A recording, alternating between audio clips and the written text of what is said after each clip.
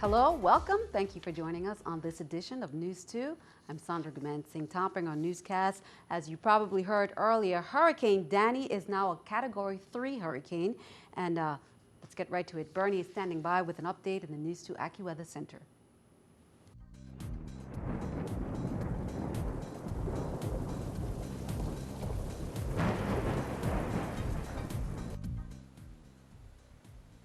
Well, Hurricane Danny, also the first major hurricane of the season. You'll notice, pretty small storm, but boy, you could really see the eye. But in the last couple of hours, I've noticed that the eye is not as prominent, because I think Danny is going to be weakening, and that weakening process, I believe, is underway. Danny will continue to move to the west-northwest, weakening on Saturday and Sunday, and right now we think Danny is going to be impacting our weather beginning on Monday into Tuesday. We could use the rain, but unfortunately with tropical systems, you know when it rains, it pours, and we could be looking at flash flooding. I'll be back in a little bit with all the details. Sandy?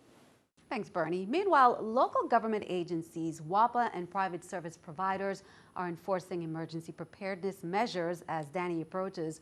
While the hurricane is expected to weaken as it draws closer, FEMA continues to urge residents not to be complacent and to make careful preparations. News 2's April Knight has that story. There are no active watches or warnings for the Virgin Islands due to Hurricane Danny, but FEMA is urging residents to prepare nonetheless. It has been increased to a Category 3.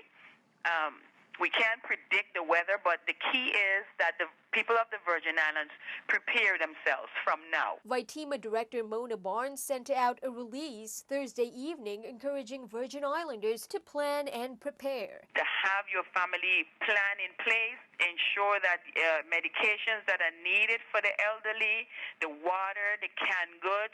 We don't have any information on shelters at this time. Local utility and service providers are also gearing up. WAPA Executive Director Hugo Hodge said his team is ready to respond in emergencies. He also asks residents to be cautious when dealing with power lines. We want to encourage the residents to remain vigilant in the storm's path and maintain the steps to remain safe. And in doing so, they see down power lines, assume they're energized, and call the Water and Power Authority. Telephone and ISP providers like Innovative are also taking precautions. Innovative is asking customers to be prudent in their use of telephone services in case of a power outage. Check their battery levels and make sure if they received a call from Innovative, they come in to replace their EMTA batteries.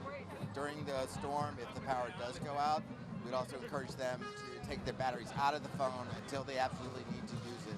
Residents are urged to go to the FEMA website if you need more information. That's www.vitema.gov. Governor Kenneth Mapp will be holding a press conference at 11 o'clock in the morning on Saturday at Government House on St. Croix for more on preparations for Hurricane Danny. Reporting for News 2, I'm April Knight. FEMA is also advising the public on where to get sandbags, especially for those who live in lower elevations. On St. Croix, you can get them at the Department of Public Works at Anna's Hope in Frederiksted, the Grove Place Fire Station, and the Cotton Valley Fire Station. On St. Thomas, residents can go to the Department of Public Works in Subbase, the Tutu Fire Station, and the Bordeaux Fire Station. On St. John, residents can get sandbags at the Department of Public Works in Susannaburg, the Coral Bay Fire Station, and Cruz Bay Fire Station. Those locations were open Friday and will also be open on Saturday from 8 a.m. to noon and on Sunday from 8 a.m. to noon. The West Indian Company Limited announces the following cruise ship cancellations due to Hurricane Danny's proximity to the U.S. Virgin Islands. Carnival Liberty, scheduled to berth at the Waiko dock on Monday, August 24th, has rescheduled for Friday, August 28th. Carnival Glory, scheduled to berth at Waiko on Tuesday, August 26th, has canceled. Royal Caribbean's Adventure of the Seas will make an unscheduled call on Friday, August 28th. Adventure of the Seas will return for its scheduled call on Sunday, August 30th, arriving at 7:30 a.m. and departing at 5 p.m. Also, Oasis of the Seas, scheduled to berth at the Austin Bay Monsanto Pier in Crown Bay, has canceled its Tuesday, August 25th call. The Coast Guard will close port to all inbound traffic at 4 p.m. Sunday, August 23rd, and completely close the port to all traffic at 4 p.m. Monday, August 24th. That's according to Joseph Bishelty, President and CEO of the West Indian Company Limited. And based on Virgin Islands Code, all businesses in the VI should have provided a mandated price list of goods and merchandise in stock at the beginning of the hurricane season, which was June 1st, with additional lists due the first day of each month during the season. Upon the declaration of emergency by the governor regarding an imminent storm, prices submitted in the listing are frozen so as to prevent unreasonable price increases prior to, during, and after the storm. Those prices remain frozen until the governor declares the emergency ended. For further information regarding this issue or to report instances of possible price gouging, promptly call the DLCA and Consumer Affairs. Governor Kenneth Mapp spoke candidly about many of the government's issues during a radio interview Thursday on Straight Talk with Redfield. He spoke about WAPA and the pension system, but a big focus was on the economy. News 2's Erica Parsons has that story. Economics and the economy are a big focus for Governor Kenneth Mapp's administration. You've got to get your infrastructure in place. You got to get your energy costs in place. And we're fixing, and this is a continuation of the past administration, fixing the issues at the Department of Treasury with our EDC program. Mr. Mapp told radio talk show host Holland Redfield he's working on a few initiatives to stabilize the VI's economy. He shared news that the rum cover-over rate of $13.25 will be made permanent. The advance is going to be made permanent. You're going to hear that announcement any day. That means the territory won't have to pay back the difference in millions of dollars advanced to the VI based on the $13.25 rate and not the actual rate of $10.50 per proof gallon. The governor also talked about a boost for St. Croix. St. Croix's progressive center in tourism will become the overnight visitor.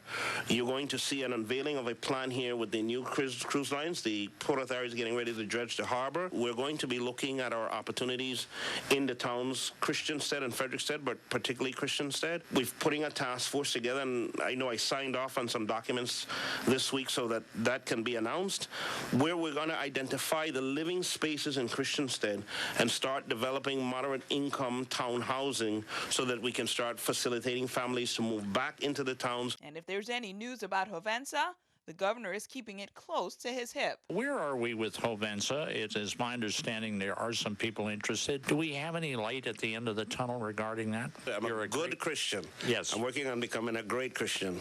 And there's always light at the end of the tunnel. Erica Parsons, News 2. GERS announced Thursday that it is temporarily suspending all loans effective immediately to make sure there are funds to pay off benefits and ensure the system's survivability, according to GERS. That same day, Governor Mapp was on Straight Talk with Holland Redfield, as we just mentioned, where he lambasted the agency for its bad record of flopped investments. Employer contributions that was outstanding was $201, and that the penalties was $15 or $16. So for $217, if you paid, the person will get the full benefit. That's insane. Now, if you don't feel like taking up a washpan and putting it on somebody's head, because I can name you two investments. Just two investments that the Government Employees Retirement System Board got themselves involved in and lost over $96 million. It's not about us, the government of the Virgin Islands, pumping money into the retirement system. They got to plug the hole at the bottom of the bucket. In other news on St. Croix, the Committee on Finance, chaired by Senator Clifford Graham, continued budget hearings on Thursday on St. Croix with the Virgin Islands Waste Management Authority. Executive Director May Adams Cornwall told committee members in her testimony that the territory is on the brink of financial disaster. And while defending VIWMNA's fiscal year 2016 recommended budget of $31.2 million, she advised the committee of the challenges, consequences, and hidden costs of the projected fiscal year 2016 shortfall of a 5% reduction in their general fund allotment. Keeping our eye on the economy, here's New York Stock Exchange with our Stock Market Watch.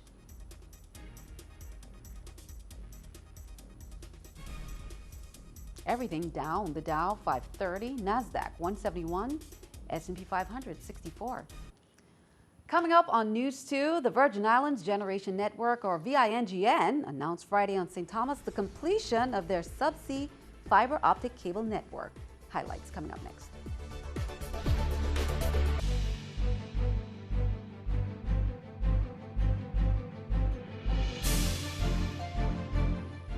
Welcome back. The VI Next Generation Network, or VINGN, announced Friday on St. Thomas the completion of their subsea fiber optic cable network that made the Virgin Islands first in the nation when it comes to internet speeds. They also announced partnerships with local ISP providers as well as schools, which would create an information technology track for VI students.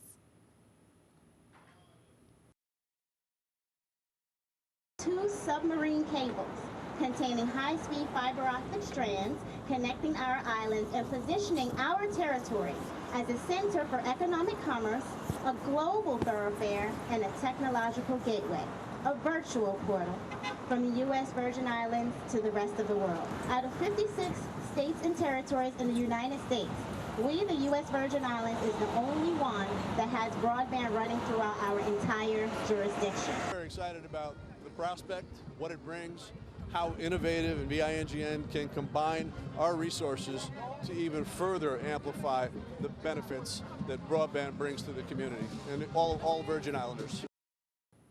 Well, the premier class of the Smart Business Academy is coming to an end, but organizers are looking for entrepreneurs for the next class starting in October. It's part of the EDA's Entrepreneur Incubator being held on St. Croix. Specific entrepreneurship and ownership training. So it's not just teaching you how to go work in a business, but it's teaching you how to grow your own business.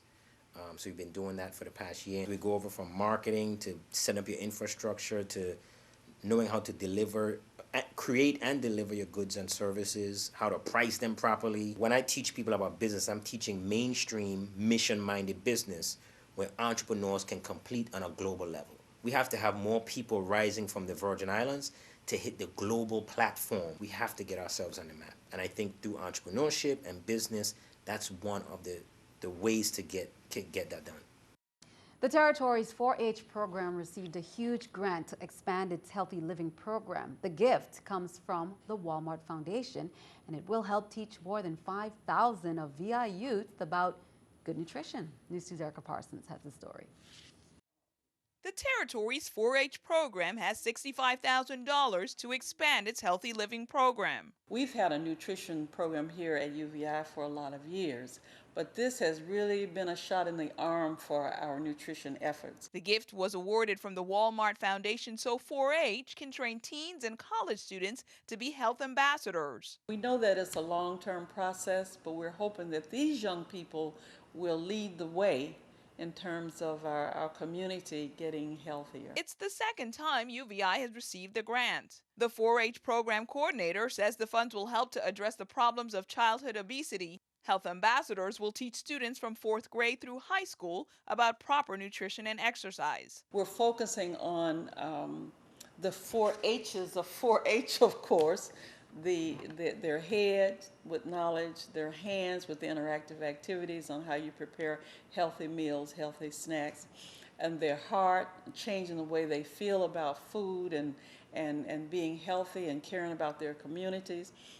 And then the last, of course, is their health. The focus is on youth because what we found is that the youth often will go back home and tell mommy, no, I'm not supposed to eat that. Walmart has been a partner of 4-H programs for years, supporting youth development, an initiative important locally. I'm convinced that Walmart, as well as 4-H National, and all the other entities in the country who are trying to do nutrition-related things, have really helped us tremendously. Erica Parsons, NEWS2.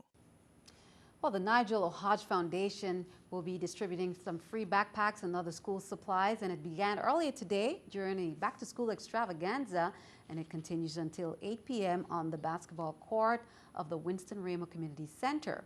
There will be motivational speakers, tips on anger management and conflict resolution, a basketball clinic, bouncers, educational games, and prizes. The Nigel O. Hodge Foundation is a nonprofit organization established in 1996 by Chester Hodge and Josephine Hodge after the death of their son, Nigel O. Hodge. All right, it's very important not only to encourage the children and show that there's a community foundation that cares and is willing to help them, prepare for school, but it also brings awareness to the Nigel Lohatch Foundation. If the people go into the community, like taking back the nights, taking back the spots, instead of having it to people to just sit there and do things that are not positive, this is something positive at encouraging the youths and the community to come out.